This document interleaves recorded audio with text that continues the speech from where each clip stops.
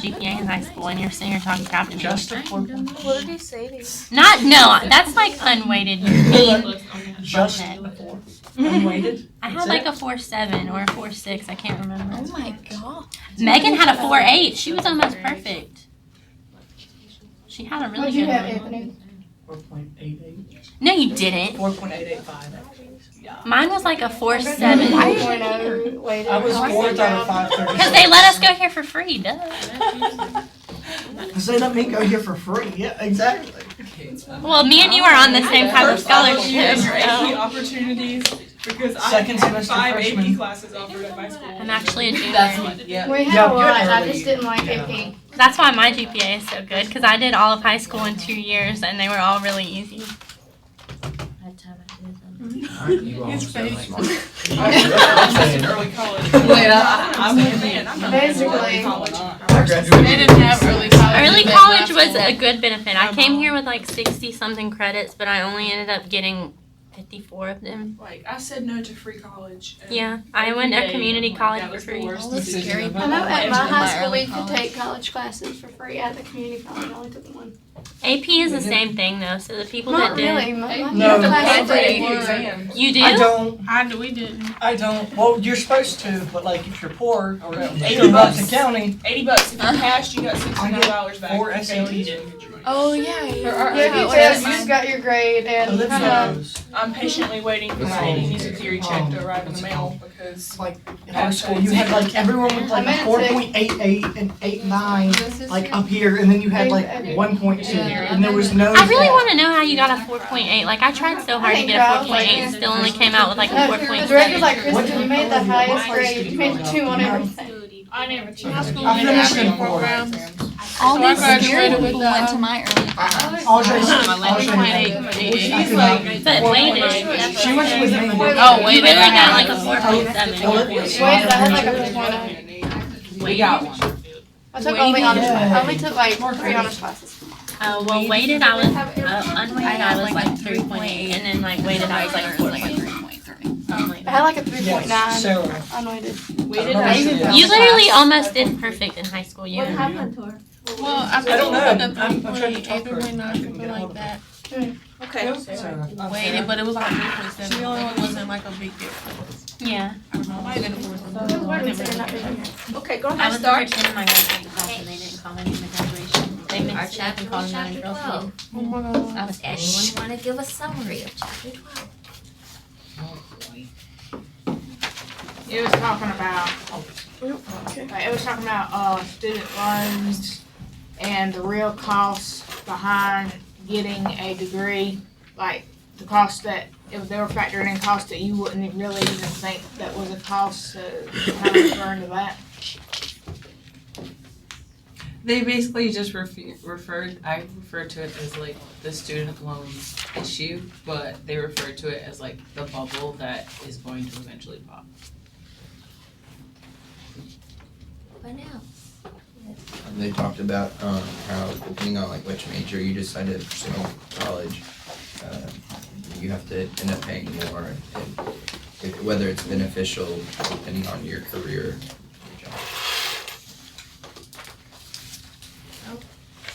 And how some people they'll go and get a degree and then do nothing with it, so it's kind of like they just wasted all that money. It's true. College is expensive. So what do you guys think?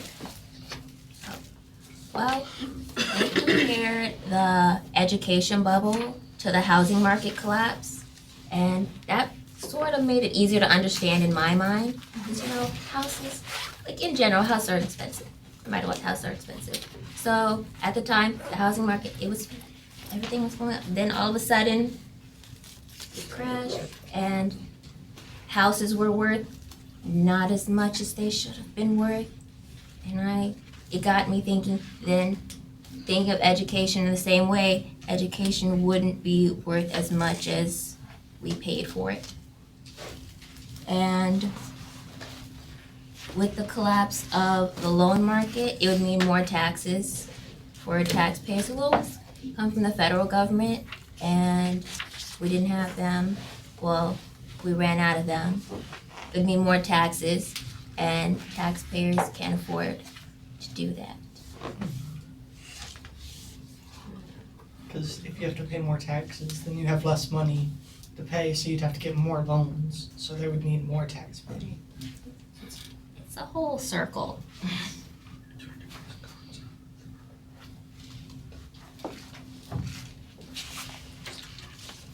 Yes, We're gonna do pros and cons of the student loans. there's so many. Yeah, I have cars. I'm watching the cons. I got you some pros. Pros, because we're all here. Yes. Hardly, you know, Oh, for 6 more days.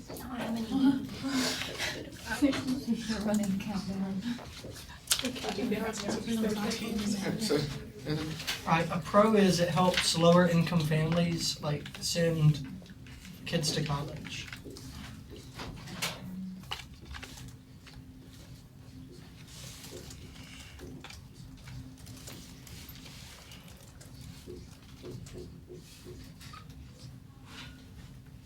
A con is that it follows you.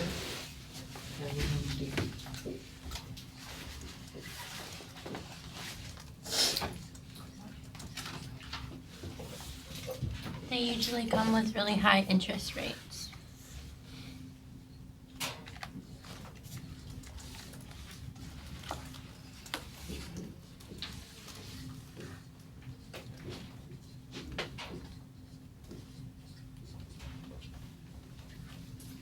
It can potentially improve the efficiency in the labor market because sort of like helping send kids to college, like there's more college educated workers in the labor market.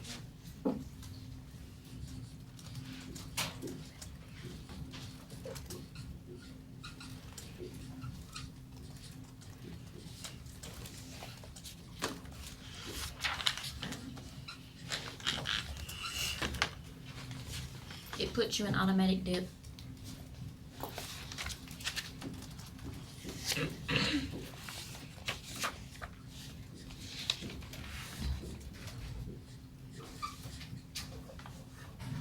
anybody else?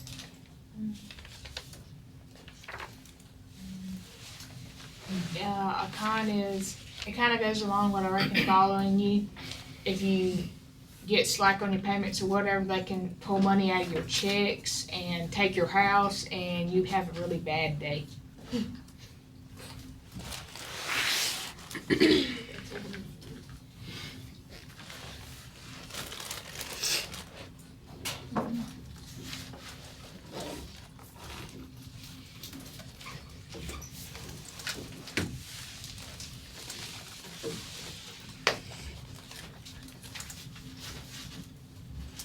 Another con is that I'm not sure if it's the same for all loans, but most give you a certain amount of time once you graduate. But most kids don't find a job in that amount of time, so they start requiring you to pay it back before you actually start making money.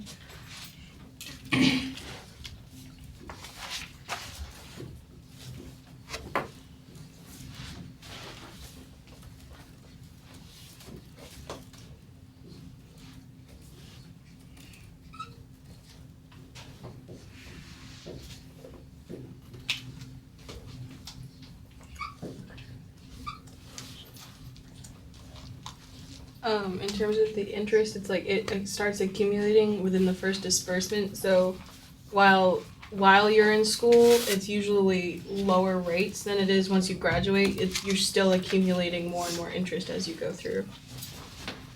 I've already accumulated like $6.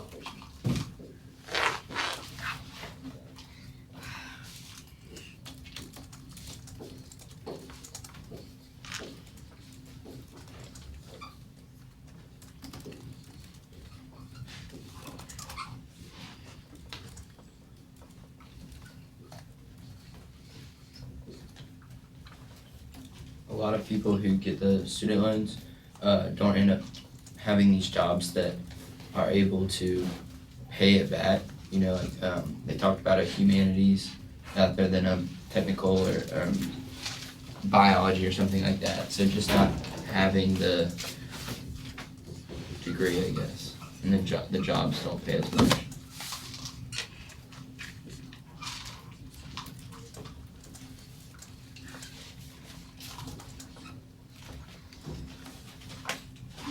pro could be possible loan forgiveness.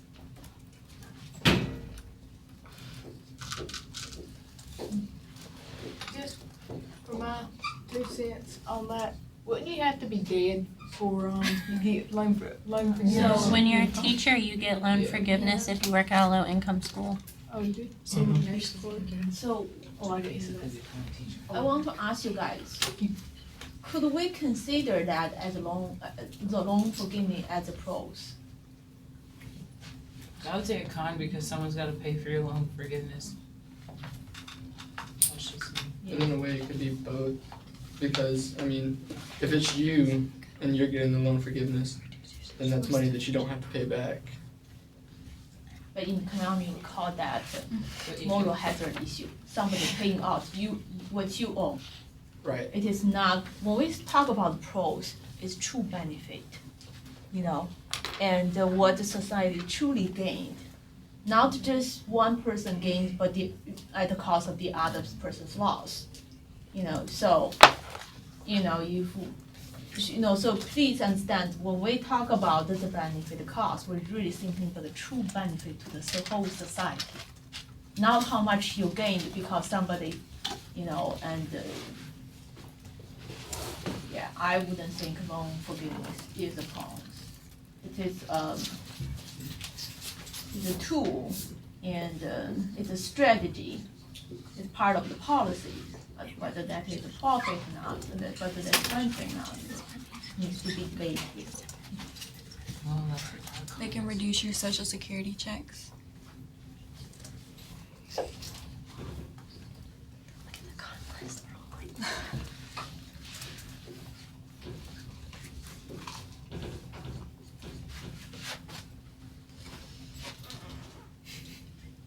You might have to get a job while you're in school to start paying it back, and that can take focus off of your schoolwork.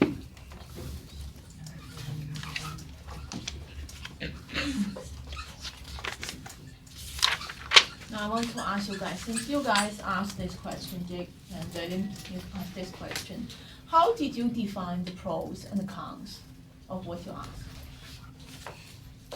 I mean, really just what's up here, the pros, where it's gonna help students get into school that normally wouldn't be able to go. But it also causes debt throughout their whole life, usually. And then, So you're talking about from the individual point of view, right. okay? Do we want to think about from the society point of view? From the society point of view, a lot of times, these loans, they accumulate, and then they don't get paid back. Someone passes or whatever the circumstances, and that's a loss to the whole economy.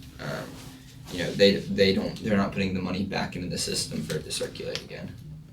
So how about we do another pros and cons for the society, the student loan?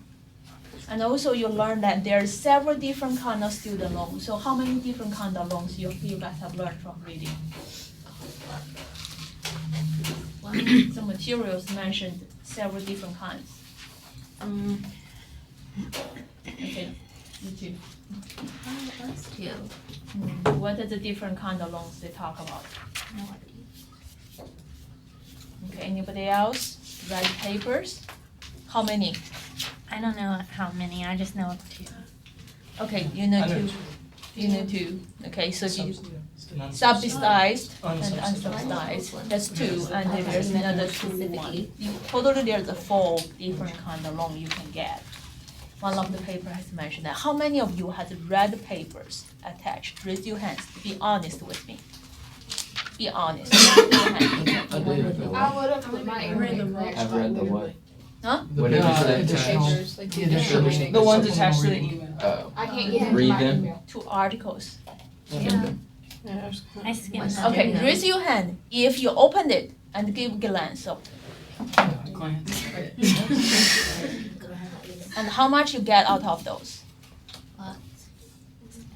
Usually just for me, it gives me a good overview of kind of like what, the key terms and stuff like that. Well, it adds to the understanding of the chapter, in my opinion, like if I'm not sure about Right. something. Yeah, so that's why I'm touching those papers, Yes, of course, I don't ask you to read word by word and remember word by word, but I require you to read it through.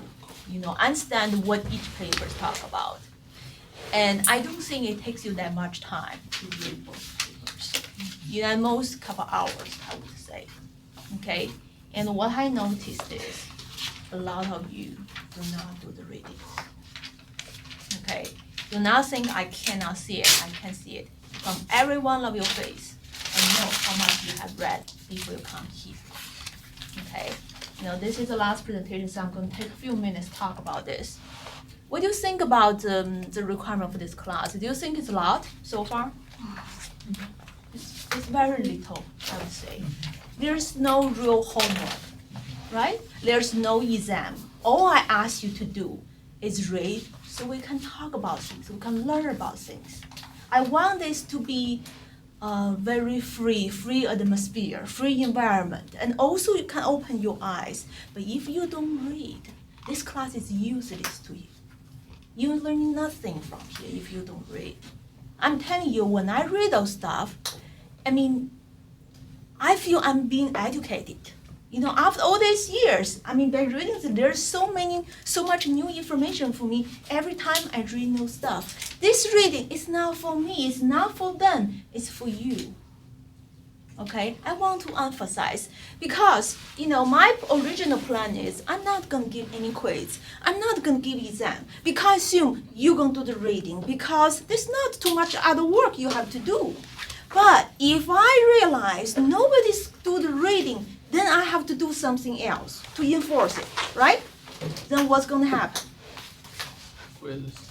The quizzes, the exams. Do you want that? No. No, I don't think you want that too. So I want you to start reading all the materials before each class. I don't think it's too much to ask you to do. It's too much. And I'm not going every person tell me, you know, what's the page, what they talk about in page 3, you know, line 20. I'm not doing that, right? All I ask you to contribute what you learned, what you gained from each article, from each reading. I don't think that's too much to ask. Okay? And your presenters if those guys are not going to be responsible in the discussion, but as a presenters, you should read those articles. Not only read them, but read them carefully. Okay. One of the articles talked about 4 different loans. I did not read those very, very carefully. I just read them through it. Then I remember there's 4 different kinds of loans. I know 2, just like you guys I know 2, but now I know there's another 2 different kinds. One of them is private loans. Private loans you can get to cover your tuition. Okay. I'm concerned about the grade you're going to get. I'm very concerned. Because in this class, there are only 3 grades you can get. One is discussion grade, and the other one is your presentation grade, and the other one is your final paper grade. That's what I believe, right? So how should I give you a discussion grade? So today I want you to go home to think about, if I should give you a fair grade, what should you deserve? I want you to think about this when you go home. Okay, in next class, we're not going to have any discussion. We're going to take a break. But I'm going to talk each one of you for 5 minutes. I'm going to ask you to tell me what you think you deserve for the discussion grade. Okay, I really want you to take this time. You're honors college student. You should be much stronger than the rest of the people in this campus. I expect much of you. You know, for every one of my other class, I have exam, I have quiz, I have 3 tests. I have a lot of those, but I'm not giving any one of them because I expect you to be very disciplined people. You know, but I have to say, I'm not seeing that from some of you. Part of me is very disappointed, you know, but the other part of me feels very proud, you know, to see your talent, see the commitment from some of you. But this is, you know, we're almost finished the first half of the semester. I want to see the dramatic difference of your performance for the rest of the semester. Because again, there's only 3 grades discussion grade, presentation grade, and final paper grade.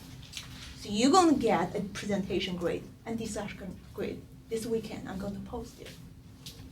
Okay. So I want you to think before I give you, what do you deserve based on what you have done? Is our grade gonna be a number or a letter?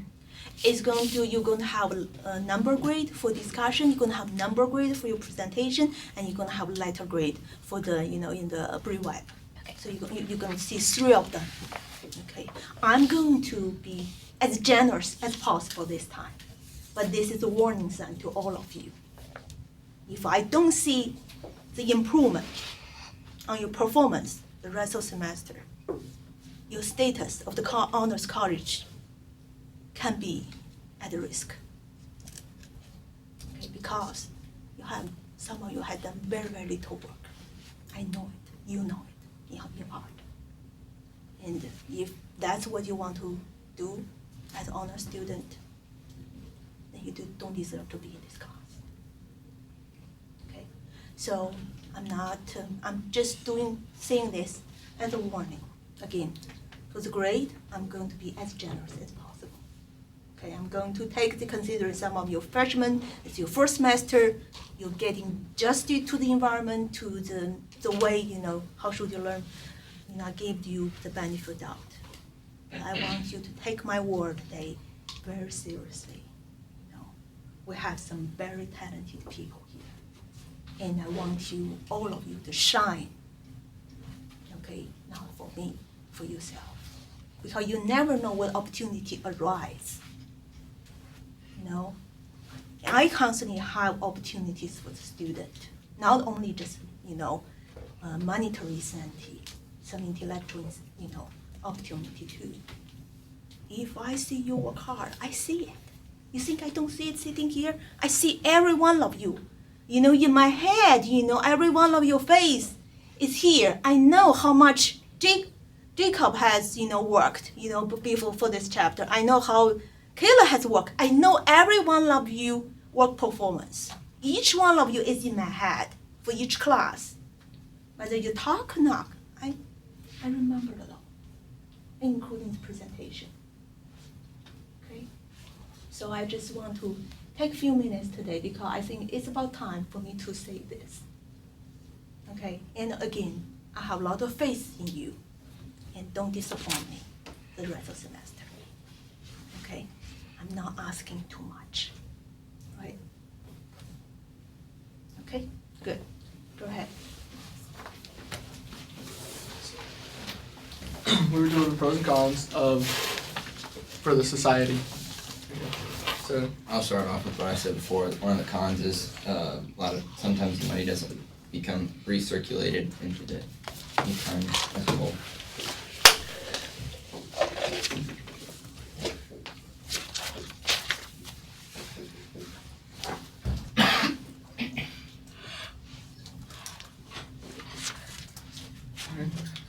So could that be so like the book they talked about the bubble, if the bubble pops, then all of that is put onto the taxpayers of the economy.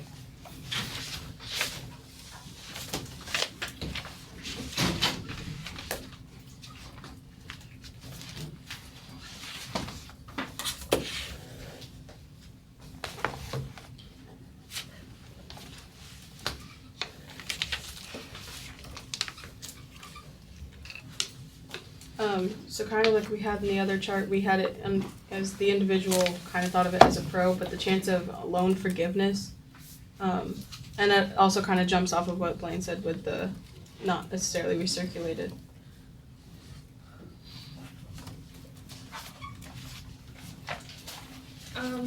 If more people are going to school and getting degrees, that's like better jobs instead of making better money, which means we're getting more taxes from them. So, there is some money being circulated into the economy. They're putting it back in.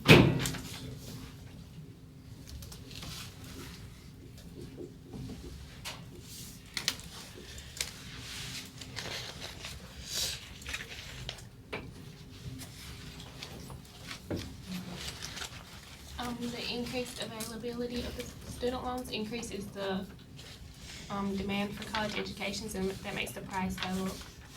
I guess that would be a con.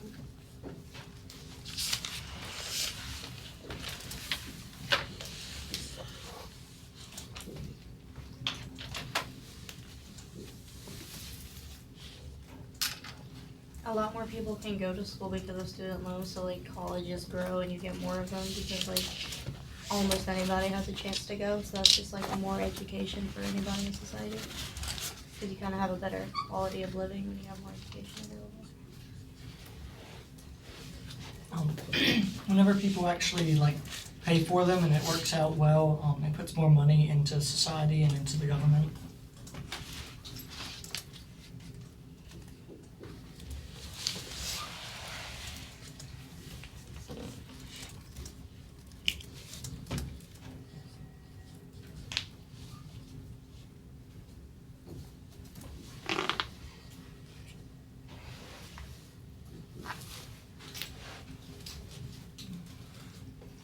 I'm not sure how to word this, but if depending on how high your student loan is, how much money or profit you make off of your job will depend. Like if you're constantly paying off student loan for 20 years, you're not really making any money out of your profession. You're just paying back college.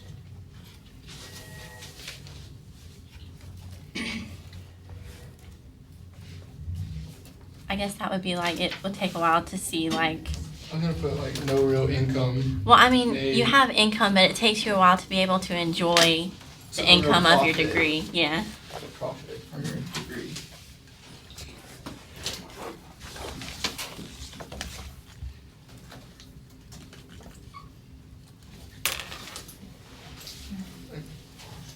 The book talked about how a college degree, how prices have become inflated. So because of the prices becoming inflated, it's making the prices of the student loans increase. So not only are you gonna have to pay this student loan, but you're also gonna have to pay an increased amount of it. So that would be a con.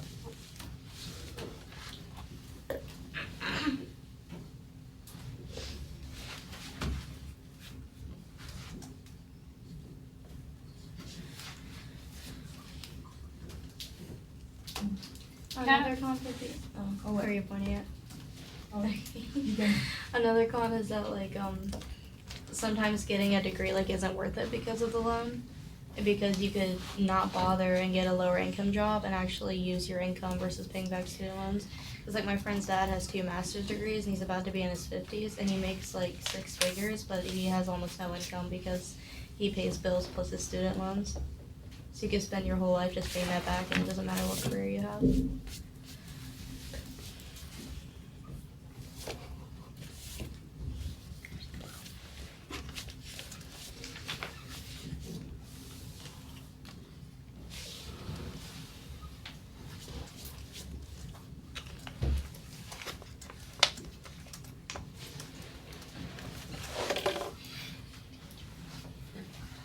Anybody else? Well, don't you think if you had a like as far as the whole career thing goes, like if you had a how do I say this? Okay, like in the book it talks about, you know, some people get a degree in like gender studies or something like that. Like what are you really going to do with that? Whereas like an engineer, like they get their degree in, I don't know, engineering or whatever, then that's like I don't want to say it's like a real job opposed to a fake job. So I mean, it's right. So like you have a better chance at being an engineer, at being something, moving up, making more money, da da da.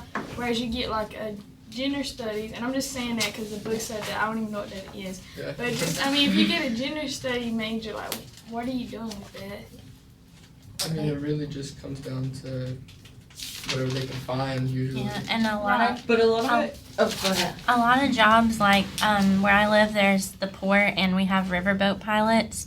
And at one point, you didn't even have to have anything related to a riverboat pilot as long as you had a degree. They hired you over a person that wasn't like had training. They would train you, but if you had a 4-year degree, they hired you. Whereas if you didn't, they were like, no. So. But then the other thing, like, the profitability from degrees, like it comes with the demand for it. So like right now we could have no use for a gender studies major, but like 50 years in the future, gender studies could be all the rage and engineers could be out the door. So like it all depends on society, I guess. In one of the articles, they talk about the student majored in religion. I was thinking, do you remember that one? And I was thinking about Blaine because and then but eventually she got a job in some place, I forgot, social work, but totally different from her major, and she was working I think less than $20 per hour. Yeah. Okay. But and then there's also like there was one girl, I think she got a degree in like women's studies or something, and she lived in New York, and so like so like you're exactly. So I mean. And she was a photographer assistant. Like, how Yeah. does that go along with? So like the degree that she got. We're all talking about the same one. Yeah, the degree that she got had nothing to do with the job that she was doing, and it wasn't able to pay off the loan that she had taken out. So. Because it says she had obtained an interdisciplinary degree in religious and women's studies, and then she went like that. So she just kind of like didn't do any of it. So one of the chart, one of the paper mentioned, give the scale. You guys remember? So who are the top paying majors? Do you guys remember that one? There's. So what are the top paying majors? It's Like STEM career stuff, right? Yeah. Technology. Engineer, mathematics, physics, business. Your sciences, your businesses, your Yeah. math. Not much math, basically. Just anything doing with math. And the lower one, I think one is humanity. The other one is, I forgot what the other one. Was it social? Education. Education, humanity. These two are low income. Yeah. That's why. But then that's one thing like I didn't understand, because the one thing that we learned is like if something is in demand, the prices for it are likely to go up. So teachers are in like such high demand, so I don't understand how they get paid. I don't get that either. I can elaborate on that. That's really North Carolina. It's because, I know there are a lot of extremely large schools, especially in urban areas, and smaller schools that are underfunded. And the demand for teachers is extremely high because they need good teachers to teach this humongous amount of children, but they don't have the money to fund the teachers because they're already lacking in funds to even maintain the school building and that kind of thing. And they have to staff so many people in order to maintain it, so they have to equally spend whatever budget they're given. It's because it's a limited budget. That's why teachers don't get paid as much as they should. And I think that, like, I think it was the first lesson we had in this class was talking about how people approach economics and how it's not just about the money, but about, the people and, like, how they interact with each other, what makes them happy, stuff like that. And so, like, my parents have always told me, like, if you're gonna be a pastor like you want to, you're gonna be broke like your whole life. But if that's what you feel like you're supposed to be doing, then you should do it. Because the amount of happiness and like is more, and to me, would be more important than, not having a lot of money to spend. So I think we have that battle with ourselves, with, Basically talk about the intangible gains, intangible, because, like, satisfaction. You also have to consider, like, my dad, so we talked about how, like, engineering, sciences, math, like, that was all some of, like, you can get a job and those are probably going to be the better paying jobs. My dad went to the third best engineering school in the country, and we're still paying off student loans. So just because you do major in something that has a bigger job market doesn't necessarily mean that you're going to have money to pay it off. Exactly. Right, but he didn't have to go to that school though, so I mean. Right, but I mean, even at the same time, I think his entire school career was less than 2 years worth of going to school here. So I mean, it was still like, it was less, and then back then, and then I mean, he's still paying off because of like family stuff that came up, and so I mean, even though he did go to a decent school and it was like a more expensive option, I mean, even so, you'd consider like, okay, he went to a really good school, and he got one of like the bigger job market like majors, and so you would think that he would get a really good job, but he didn't. So Well, I don't really think they take into account like things that do happen to you. Like you have loans or whatever, and usually when you're taking out these loans, it's just you. You don't have that family. You don't have anything, and so I don't think they take that into account either. Because then those things do come up, and that is where your money has to go instead of the loans or whatever, or it makes it more difficult to pay that. So. Okay, go back to your example here. So he got a lot of loans, but he's not be able to pay back right away. Actually, he's still paying back, and the job market is not getting a lot of very high salary. So what is the root of this problem? I want you guys to dig deeper. What is the root of the problem? I mean, Alex talking about her dad, but that's just example, just one of the millions, So what is the root of this problem? How much it costs to get a degree. Mm-hmm. Just imagine it. Go ahead, The loan rates rise the longer you take to pay them off. Mm-hmm. I would think it's because I got this directly from the book, but it made it easier to understand. Is they said it's in theory, taking out loans makes it easier for us to go to college, and so because it makes it easier for us to go to college, that's more students going. So universities increase the price, but when you increase the price, that doesn't it takes longer to pay off. So that's not necessarily a benefit. Okay, so you guys want to use a graph to describe what she just said? It's kind of the demand for the student loans, So now we talk the market of student loan. You have a demand, you have supply, right? Yeah, the supply, the demand increased and the price increased, but the supply stayed the same, I think. So the demand increases. Listen to her.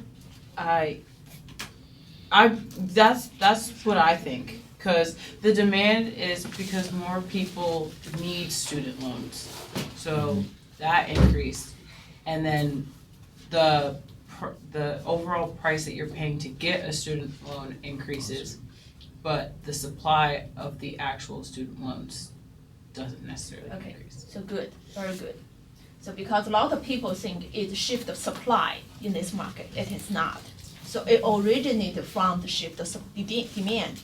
But why the demand shifted to the right? Because more students are wanting to go to the school because it's easier to get the loans to go to the school. Because it's easy. Because it's just too easy to get a loan. You don't have to have any, equity to back your student up. In other countries, sometimes you do have to have those things in order to get any kind of loan. But here, you don't have to. Okay, so when the demand of the student loan shift to the right, what happened to the equilibrium price of the student loan? Increases. It's higher, right? Okay, and then what's the consequence of that? It's more years that you have to spend paying back your student loan. And not only is it more years, but it's also more money so more money and more years. That's right.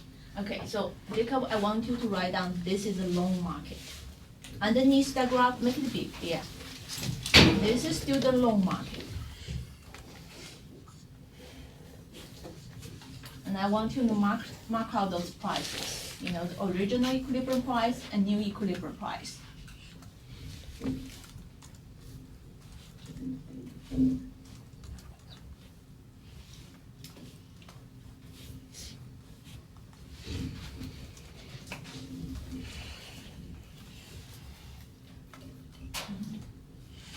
Where's the price? Where's the price? Where's the price, guys? The price goes on the y-axis. Okay, so when this market, in the real world, we have, billions markets moving simultaneously. So when one market moves, and it's going to affect the change in another market. So what is the next market you're going to draw there next to the loan market? In the context of this chapter. The market for college education. The market. So then you draw another graph, and that graph is directly affected by this loan market. So write down, this is college education market. So like the demand for college education? That's right, demand for college education and the supply for the college education. Well, and if you said it's easier, since it's easier to get a loan, the demand for college education is going to increase because it's easier to get a loan. Wouldn't it decrease? That's right. The demand will increase. The demand, yes, For the college, that's right, yeah. Why does it increase? 'Cause that doesn't I really would make think sense. because if you have a lot of like people to pick from, then the demand wouldn't increase. Okay, I want other people to answer their question. Well, if it's easier, like he was saying, if it's easier to get a loan, then more people can go to college because it's easier for them to get there. You're not tied by the financially anymore. But why does the loan appeal to you? Like I don't understand that. Why the loan appeals to you? Yeah, like, why, I mean, to anybody, like, okay, it's easier to get a loan, so now we can go to college, so we're going to take out 20. Like, I don't understand. Because people think they'll be able to pay it off. Like, they don't realize that it's going to be within the rest of their life. They don't, like, do the research or really realize.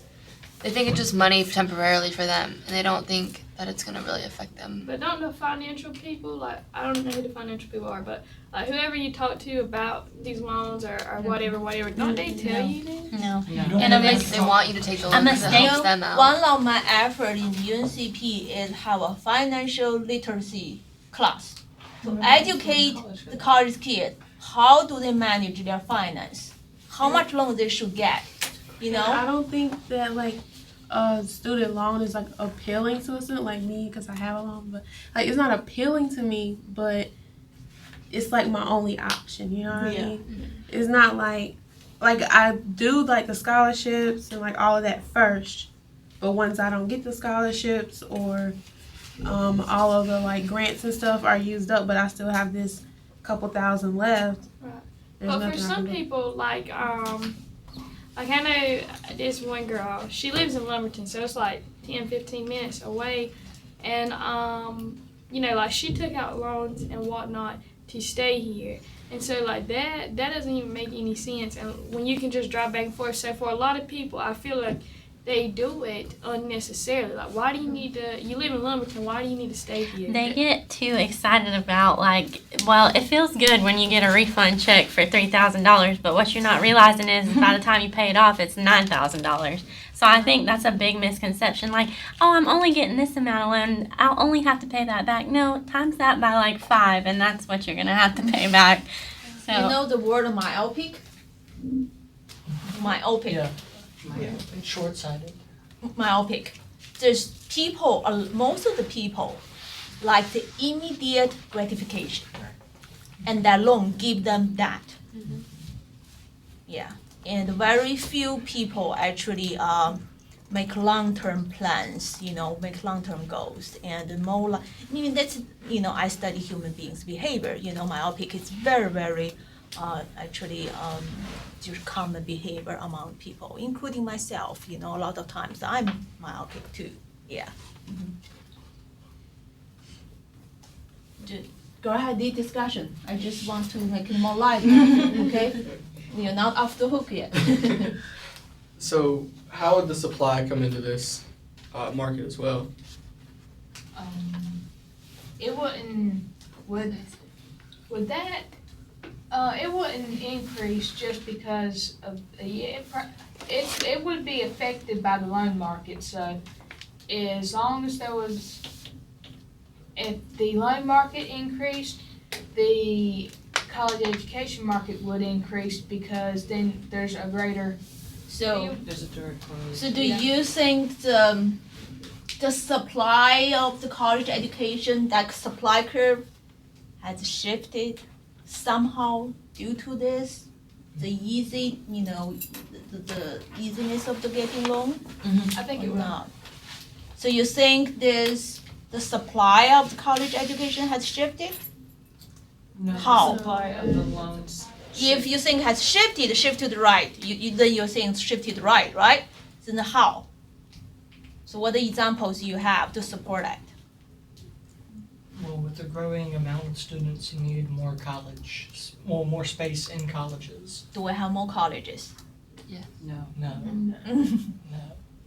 Okay, we do not have this is the regular college. I don't think the number of this kind of college has increased, but we do have different kind of schools right now, colleges.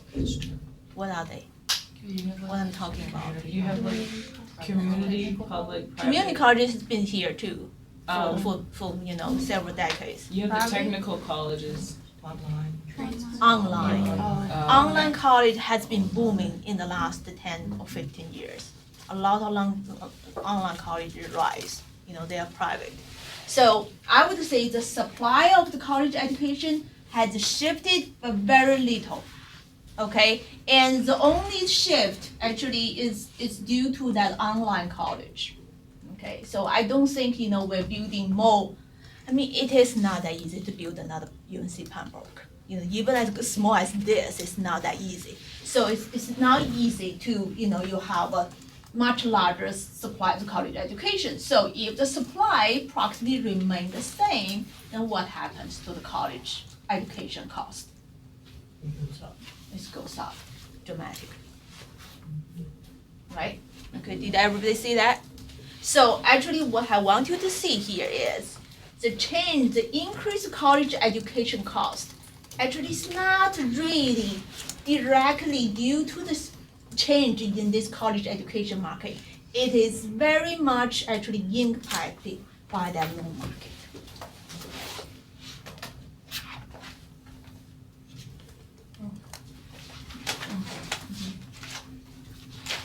Okay. So, a lot of the money that you get the loans for that pay for the school go to amenities used by the school to make you more comfortable. And that's a lot of the reason why kids choose to go to a certain school. Like, you, in the beginning, you make sure it has your major and the things you want, and then you look to see if it'll be comfortable, and if it has the things you like, and the food you like, and the things to do that you like. And with this extra money from all the loans, colleges have provided that and not put it back into your education as much. So even though it's gotten more expensive, it's not exactly the education that has grown with it. It's more like there's more food places to eat, which is nice. I like that. But it's not like we've built. Actually, faculty like that better, even better than you. Okay, actually in one of the articles they give a really great example on that, which university actually did that. Let's see who read that article. If you read that, you will remember which university. It's in North Carolina. It's a small university, High Point University. They have movie theater. They have a movie theater in school. Okay, and they, the new chancellor, the new president used, I think, $700 million to build those amenities. They have a lot of fancy restaurants and swimming pool and movie theater. It's like a resort. You know where the High Point University is at, right? That's right, it's like 15 minutes outside. And after I read this, it made me want to visit that school. I went to I that have some one. friends there, and like they show me pictures. It's really nice. It's really nice, right? It's really expensive. But it's really Yeah, it's expensive. very The cost has increased 60%. It's like 60, yeah. 60. So tuition's higher because of the Yeah. amenities. Right. Yeah, Is it a- but people attract more and more people. They are flooded by the applicants. attracted a lot, and also the SAT score has increased by 100 points, I think. That's what they say. 100 points. So they get better applicants, and they have more applicants, and they are able to charge higher, you know. You cannot do better than that, right? And because of the, you know, the tuition fee, they're able to hire better faculty. So that increase, you know, academic rigor even more. So it's like, you know, a snowball, but in a better way, yeah. So I thought that was when I read that, I said, oh, I want to visit because I have been there, but I didn't know they don't have a theater in there, you know. They just looked it up. It's 44,000 if you stay there, 32 if you don't. 44,000. It's like If you stay for there. 1 year, it's 2 years here. I would rather That's be a what little private bored college- and have money left over to go to school. But it's also like, I have a friend from Connecticut and we both looked at that school and my financial situation, I said, it's not worth it. Her financial situation, she took out the loans to go there and it's that much more expensive out of state. But what she did is she did look at like what major she's going into and whether or not she'd be able to pay it off.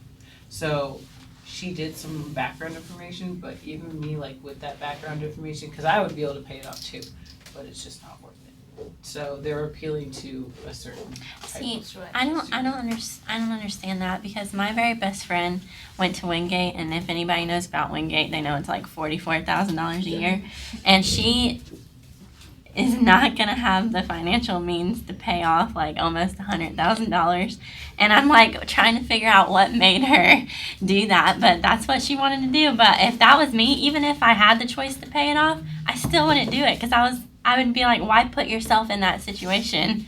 Why get unnecessary loans when you could go to another college and not have, I don't know, it just blows my mind. Well, because the other thing is a lot, like, I don't mean to, like, I don't know, discriminate or whatever, but when I visited that school, it felt a lot like there was a certain, like, it really did feel like it was the 1% and I was not the 1%. So they're appealing, like with all those amenities, like it's appealing to a type of student who's in a way like used to that type of stuff. Mm-hmm. So in most cases, if you're used to that type of stuff, you won't have any problem paying off that. But in a lot of cases, you're used to that type of stuff, but you don't realize mom and dad have been providing that all along. So you may not necessarily be able to pay that off. Well, and it's that instant gratification thing that we were talking about earlier. I mean, if you put Pembroke and High Point next to each other and you don't look at the prices, then there's a pretty good chance that you're probably going to go to High Point because of all the stuff they serve and whatever compared to Pembroke. But then, so it's the instant gratification that, you know, I mean, sure, some people may look into it and say, okay, you know, I can survive afterwards or whatever, but I think it goes back to the whole idea of like, if you want something, you kind of push away everything else and kind of tunnel vision what you really want, and that's what you do. That's what you value most. Right. Yeah. And unfortunately, in situations like that, you often end up after like the repercussions of that usually leave you in water over your head. So by the time you realize it, it's too late. Well, that's the thing. Like, if you're doing it by yourself, like, that's tough. Because my mom and I looked at that school, and, like, when I saw it, I was like, this is it. Like, this is the one. And then we went back, and they give you those little pamphlets, and they'll, like, say the price in, like, really fine print, like, down at the bottom. So we look at that, and for me, that gratification was gone. Like, I was like, okay, well, that's not for me. But initially, like, seeing all the amenities and everything it had to offer, I said, this is for me. And another thing that comes into play is, even though it's like a booming thing, like the STEM, like science, technology, everything like that, that means a whole lot of students other than just you are going to be going to school for that. So that doesn't guarantee you a job. Yeah, you might have the degree, but you might not get the job that you want because there's other students that are going for the same exact thing. And if it's booming, that means a whole lot more students are going to be going for it, just causing mass mayhem, trying to get the job. A big like misinterpretation of pay because my brother, he's an architect, and when you look up the pay of an architect, you're like, oh, this looks really great. But then you don't realize is when you're first starting out, everybody's like, you know nothing and we're going to pay you nothing. So it takes forever to like build up that great pay that you see that's the normal pay. Like, I don't really believe in those average pay things when I look at it because I just don't see it happening. But that's every job. Like, nobody starting out is going to get paid what a veteran's getting paid. Yeah, but it depends on if it's worth it. I mean, like, the average architect at Brooks and Scarpa makes like 6 figures and like has been only working for 15 years, whereas my brother makes like $40,000. Like, there's a big gap there. And how long has he been working? He's only been working for a year, but what I'm saying is if 15 years gives you 6 figures, like, I don't know, it's hard to explain. That's not, it's not. It also depends on like the specialization that you do, because like you look up nursing and they'll give you a flat, like, this is how much you're gonna get paid. Mm-hmm. But there's a demand in certain types of things. So if you're doing elderly care versus child care, like that sort of thing. So I think it's hard to like you said, it's hard to like give a flat rate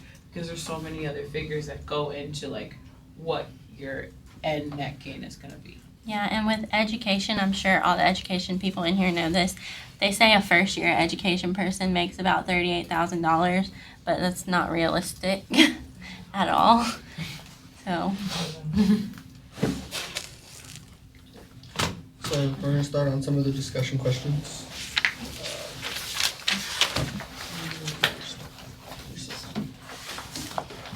Guess we're gonna start on number 6. Even as college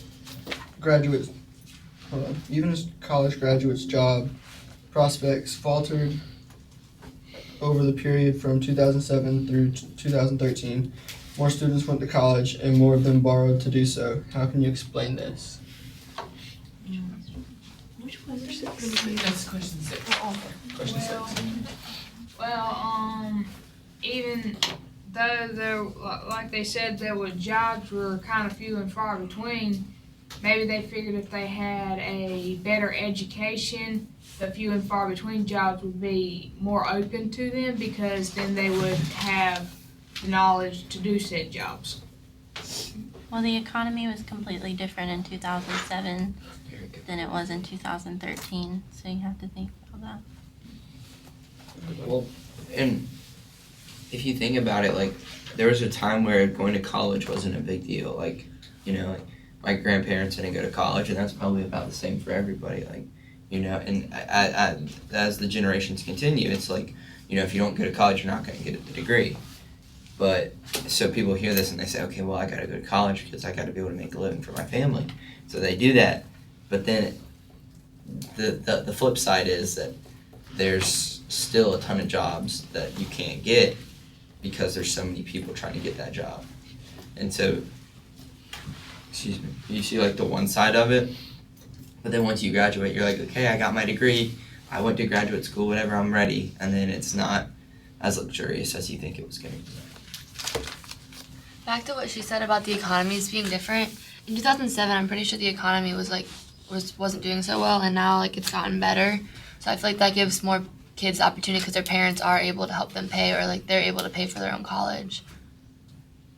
Also, I think like during 2007, like around there, it was like when the economy was like, what was it, like kind of like a depression? Not really, I don't know. Recession is the really word. hard in 2007. Yes.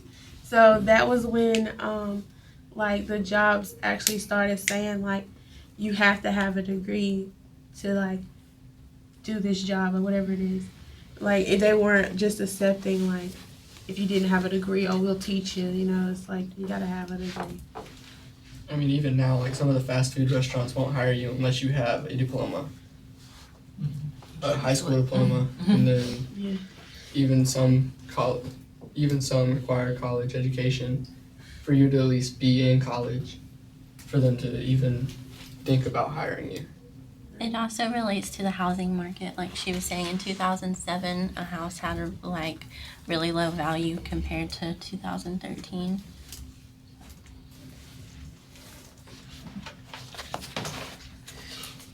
what is the proper way to calculate whether borrowing an extra $10,000 per year to go to a good college or university is worth the additional debt? It's number 3, by the way. So, wouldn't it just be if you can pay it off?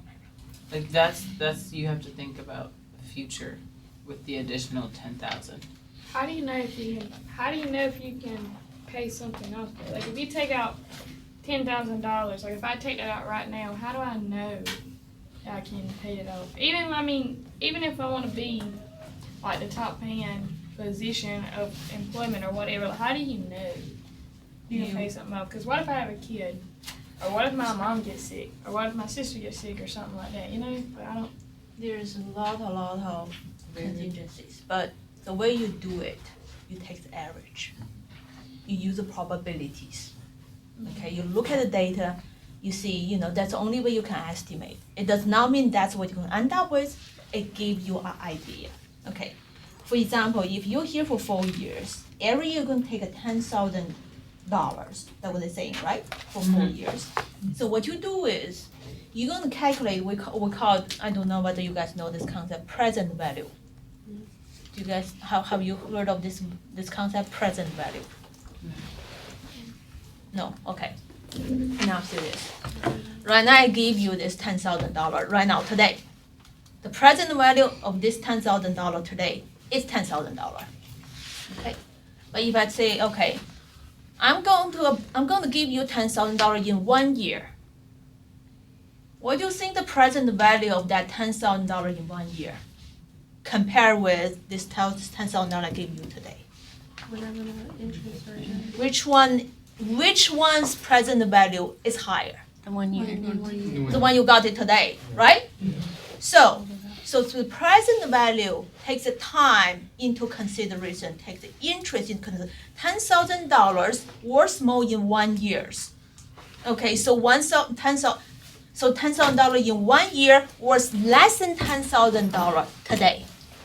So that's the concept of present value. So, there's actually formula to calculate that, and if you go take, I think finance econ class, you're gonna learn that there's a formula in the Excel sheet. Actually, you put $10,000 in the next 4 years, it tells you what is the present value of this $40,000. Okay, after you calculate that, okay, that's it, that's your cost of taking out this loan, right? And then you have to calculate the present value of the benefit. What's the present value of the benefit? Okay, you're going to get a degree, you're going to get a job, but what you have to do is this. Okay, let's assume after 4 years you're going to get a job, and with the average pay right away, $40,000. Okay, starting 4 years from now, you're going to get $40,000 every year. And if you do not get this degree, you're going to make $28,000. This is the data that we get from, assuming that.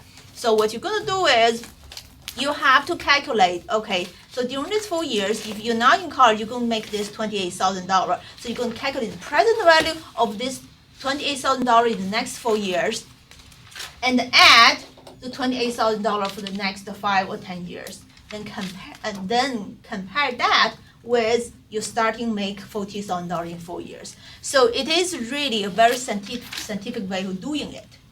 So everything what you do is calculate the present value of it, present value of the cost and the present value of the benefit. And the benefit cannot be just the salary you're going to own. You have to take the present value and you have to take the difference between what you would make compared with if you are just high school degree, because that would be your pure benefit, right?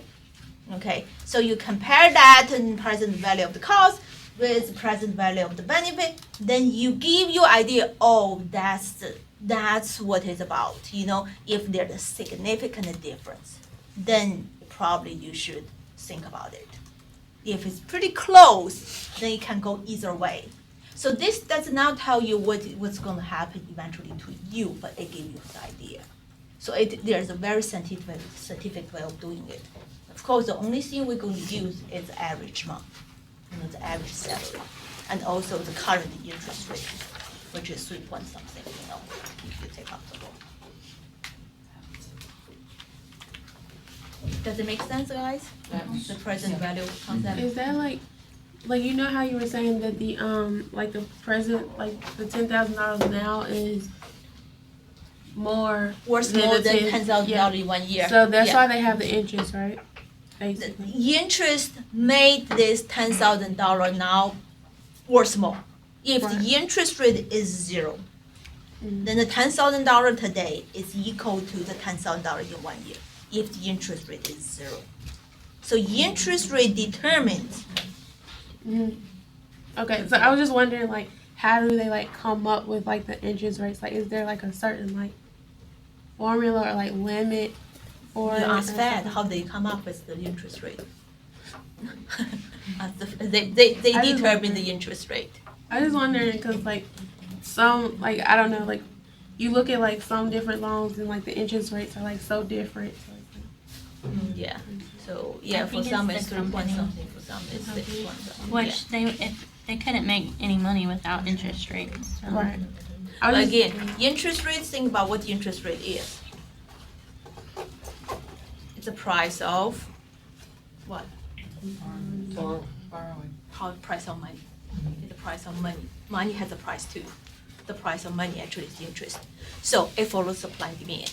So the interest rate actually is determined by the money supply and the money demand in the money market. Yeah. So now we're gonna look at question 1. Discuss how much of your college experience is consumption and how much is investment. And then briefly explain your rationale for why some of your own consumption spending is consumption rather than investment. I like that question. If you think about it, how much your money is consumption, how much is investment. I like that. Well, for me, like immediately speaking, mine is the majority consumption because I'm double majoring in history and American Indian studies, and I'm majoring in that so I can go to grad school. So my bachelor's degree is really just mainly consumption, but in the long term, it's an investment so that way I can go to graduate school so I can get the degree I need to get the job I want. So that's actually the investment. That's investment. That's the investment. You're It's not investing your consumption. It's investment fully. I think anything that actually involves your actual schooling itself can be considered an investment. Like all the time you spend in class and all the time you're doing homework and stuff like that. That's all like investment because you're putting forth that to hope you can get somewhere in the future. And anything else like miscellaneous stuff like what you had for breakfast and stuff like that. That's the consumption part. Is that? I mean, I think that as any college student, you know, the goal is either you're gonna go to another school after you graduate, or you're gonna go to graduate school or whatever.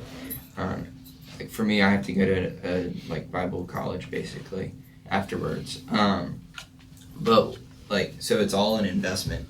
Like, and if you think about it, like even eating, I know you would think, oh, it's just consumption, but like you have to eat to like survive.